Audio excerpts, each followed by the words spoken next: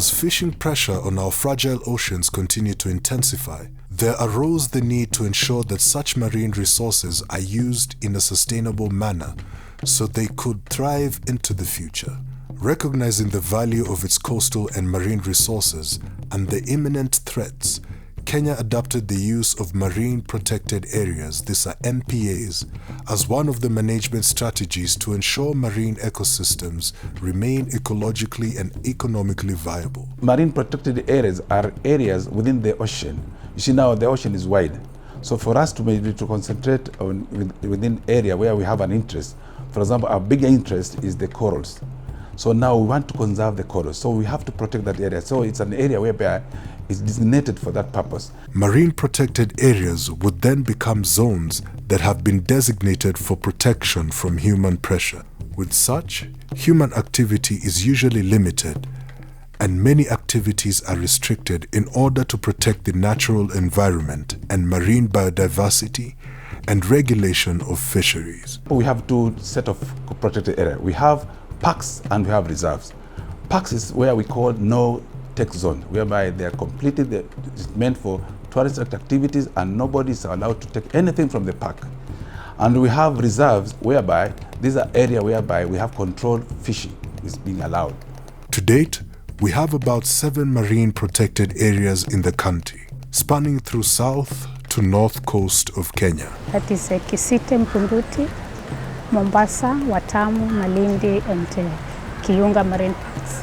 According to World Bank reports, as of 2017, the marine protected areas in Kenya provide homage to about 73 threatened fish species, 30 threatened mammal species, 234 threatened plant species, and 43 threatened bird species. The coastal conservation is a breeding area for our fish.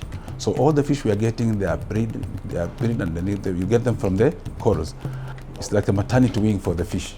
With active management, the zones have improved coral reef habitat quality over the years, thereby providing an important breeding ground for fish. Besides fisheries, the marine protected areas also serve as an important tourist attraction, providing direct and indirect source of livelihoods for different groups that use these resources. We have the drive operators, local boat operators, and revenue generated from park entry fees. And then corals also play a major role in attracting our tourists. It's a set of tourist attraction. So they play a major role in a tourist attraction. Despite the conservation efforts in the marine protected areas, there are numerous resource management and environmental challenges facing them. The main concerns are the loss of biodiversity through habitat degradation, overexploitation, and development.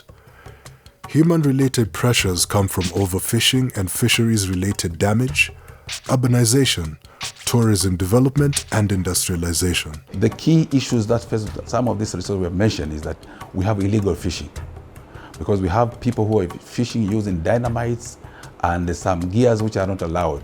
So without controlling, we'll have a situation whereby we'll have no fish around, and then they destroy even the environment. We have had challenges in form of people building too close or very closely to the coastline. Now what we've done as a government is that we have put in place what you call setback lines or setback limits from the beaches. We are taking very drastic enforcement action to ensure that people who encroach within these setback lines, to ensure that action is taken against them. You're aware of what we've done for Nairobi, where we even had buildings, very major buildings demolished. Where we have had a challenge is in terms of developments that were put up before these laws on setback lines were put in place. The law cannot be applied retroactively. So that means if a building was built maybe 50 years ago or 40 years ago, we cannot go back and say that that building needs to be demolished, isn't it? Because that building came before the law, isn't it? So what we've done in those kind of cases is to advise the developers on how to minimize the impact on the environment. The high poverty level of coastal communities, coupled with the dependence on natural resources and high population growth rates, have generally resulted into the overexploitation of natural resources. The growing coastal populations, rising global demand for fishery products, and introduction of new technologies are creating increasingly severe threats to many coastal reefs. These increased pressures result in diminishing fish stocks and decline in catches per unit effort. Marine park haitusaidii chochote sisi kwa sababu kwanza ule samaki ambao yuko kule ndani marine hatoki huku nje. For the community, what they want is them to go and fish. So we've zoned the area. They said, as I mentioned earlier, we have agreed with the community. They know this is an area whereby it's purely meant for breeding sites and tourist attractions. Wakifungua pia ule uvuvi utakuwa mwingi zaidi, ule uchafu utaenea zaidi, pengine pia kuweza pia kukawa kama huku kisha baadaye. Ushaona? Sasa na kufunga pia moja kwa moja pia si suluhisho kwa sababu wale samaki huwa wengi, kisha time wa samaki kuondoka huondoka pia kule kwao wakaondoka. Sasa afadhali kitambo walikuwa kuna mzungu hapa sasa kwa mwaka mweza pa siku 3 ama 4 ama wiki, si ndio? Nafikiri kitu kama hivyo. Mkavue kule wale samaki kwa wengi. Kisha kumalizika hivyo basi mkambo atokeni. Lakini sasa kisha iliondolewa hiyo. Wala hatuna faida yoyote, wala hakuna income yoyote tunaopata sisi, wala wavuvi hatusaidiwi na chochote. Ile faida inayopatikana kule ni yao, wala hatujui patikana nini, wala sisi hatuna faida yoyote. As a means of managing the challenges brought to the marine protected areas, there's need to constantly monitor the impacts of the climate change so as to develop mechanisms that minimize the potential future impacts.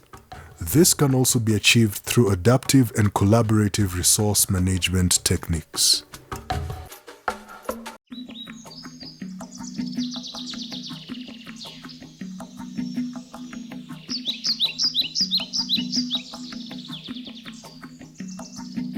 Along the southern coast of Kenya, the sacred kaya forests of the Mijikenda tribes are a living legacy of the people's history, culture, and religion.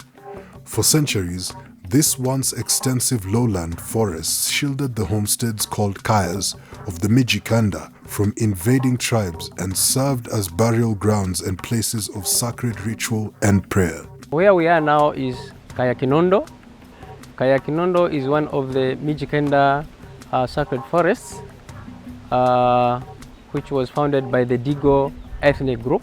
Ile jina ya Kaya si jina kwamba ni Kaya ni msitu. Kaya ni mji ambapo paliishi watu. Sasa hata hivi sasa nikitoka hapa nenda kwangu nyumbani nasema na bibi yangu Kaya, pangu Kaya. The word Kaya literally means home. So when we talk of the Kayas, we are referring to the traditional Kaya sites which were founded by the 9 Mijikenda ethnic groups.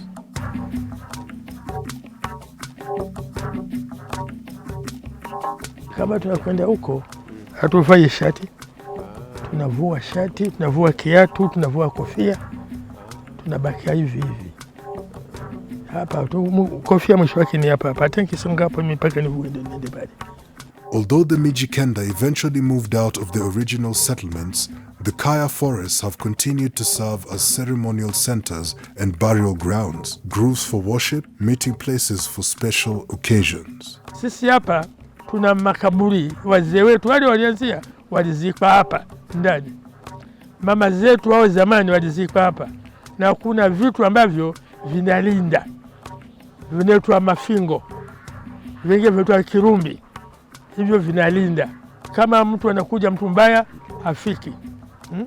Kama wewe ni mtu utaka kuja iba pengine mifugo ya watu, utapita uone chochote. They normally use them for prayers. For example, if there is a problem, there is no rainfall, if there is a prolonged drought, they normally retreat back to the Kayas to offer sacrifices to the spirits so that they can get rainfall, also good harvests, and also some of the local problems like clashes, intertribal clashes, and things like that. Tunachukua ng'ombe mweusi, mbuzi mweusi, kuku mweusi. Tunafanya hizi kaniki, tunaweza kaniki. Tunakwenda kujenga ile nyumba kubwa, tunafanya maombi. Because of the forest protected status, they have gradually become repositories of biodiversity, harboring many rare species of plants and animals. Research has proved and has shown that more than half of Kenya's rare species are found in the coastal forests, and half of that actually are found in the kayas. Why in the kayas? It's because the kayas for a long time have enjoyed a relatively low level of human activities. Manake humu uwindaji haramu hauwezekani. Nyama toki kama unawinda ukimpiga huko sio, akiingia humu ndani usimfuate. Ukimfuata ni hatia. Una humu na krobasi na nguruwe na manyani, sio umeona sasa hapa. Wale uwezi kuliua wakiwa humu ndani. Ukimiua humu unaambiwa umemwaga damu ndani. Sasa utafainiwa. Hamtaki kitu watae kinyama tu kuchinja hivi kumwaga damu haiwezekani. In spite of their social-cultural significance to communities, the kaya forests have, in recent decades, been shrinking in number and size. Over the last 50 years, an ever-growing demand for land and resources has dramatically reduced the size of the kaya forests and completely wiped out some smaller groves. In some forests, trees are felled for building materials, carving wood and fuel. In others, land is dug for the mining of iron ore or cleared for agriculture and livestock grazing. As time went by, these kayas faced quite a number of challenges. One of them was illegal excision of plots from the kayas by private developers to put up beach hotels. Some of the kaya forests were also encroached because of expansion of agricultural land. A growing population and widespread poverty have increased the rate of destruction. When communities are struggling to meet their most basic needs, they may see their forests first and foremost as a resource, regardless of spiritual or cultural value. A decline in the knowledge and reference of the kaya tradition, fueled by this societal change, has intensified the problem, particularly among the younger generation. External cultural influences have a strong effect on youth, who often view cultural traditions as primitive. The erosion of culture, especially among the local youth, the declining respect to the kaya elders, the fact that these traditional rules are not recorded anywhere, the disregard of these elders has really contributed to the negative effects of these kayas. Fortunately, the kaya forests and the Mijikenda people are aided by a collaboration of government and non-governmental agencies, which have recognized the threats to the forests and the importance of protecting them to ensure the future of their cultural and biological treasures. The local people around and also the local leaders, the politicians, lobbied with the government to have these very important sacred forests to have a legal protection. The government in 1992 decided to have these kayas gazetted as national monuments, and this mandate was given to the National Museums of Kenya. We have to balance conservation efforts and livelihoods. In Kaya Kinondo here, for example, we have an ecotourism venture which is taking place. We are taking visitors inside the forest. We are also doing bee farming in the forest. We also have a tree nursery where we raise up indigenous seedlings to be planted back in the forest, especially in those areas which are degraded. We also have eco-bandas where we invite our visitors to stay. And whatever is accrued from these activities is plowed back to the local community, apart from the direct employment that is given to the local youth. Nevertheless, challenges persist in the struggle for kaya preservation. Besides the 11 separate sites of the sacred Mijikenda Kaya Forest dotted along 200 kilometers of Kenya's coastline, the region also boasts of several other heritage sites, notable for their historical importance, impressive natural beauty, and cultural significance. Fort Jesus and Mombasa Old Town in Mombasa, Vasco da Gama Pillar in Malindi, Jumba la Mtwana in Mtwapa, and Shimoni in Kwale, and those in Lamu are among the coastal heritage sites.